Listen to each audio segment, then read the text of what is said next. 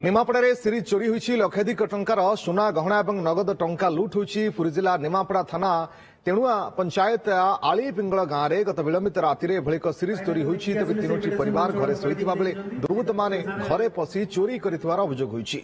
रामचंद्र मिश्र घरे शोता लोक बाहर ताला पकाई ठाकुर घर समेत तीनोटी घर ताला भांगी सुना और रूपा अलंकार लुट कर चोरी होता अलंकार मूल्य 20 लाख अधिक होब परिवार पक्षर कहुई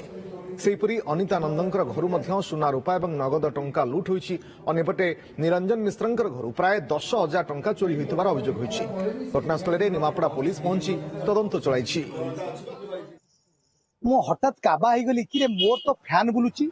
आ लाइट कौन अफ हो गला तापरे आश्चर्य टिके आगु को आसला परे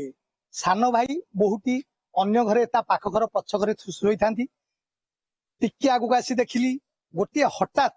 बाहरिक आउ गोटे रूम रु गोटे लोक तार कला छत्र भाया शरीर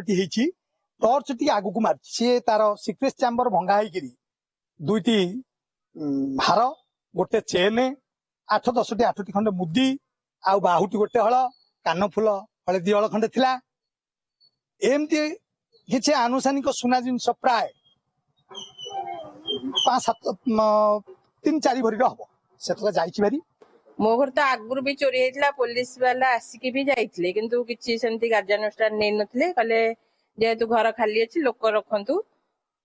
क्या गोटे भड़ा गिदी देकी जातु एकुटिया घर से चोरी होची पुणी थे 4-5 थर चोरी है पुणी आउ थे चोरी जाइए पुणी एथर नेक्स्ट चोरी है तेणु पुलिस वाला मोर अनुरोध पुंखानुपुंख तदंत कर दोषी विरुद्ध कार्यानुष्ठान ग्रहण करते।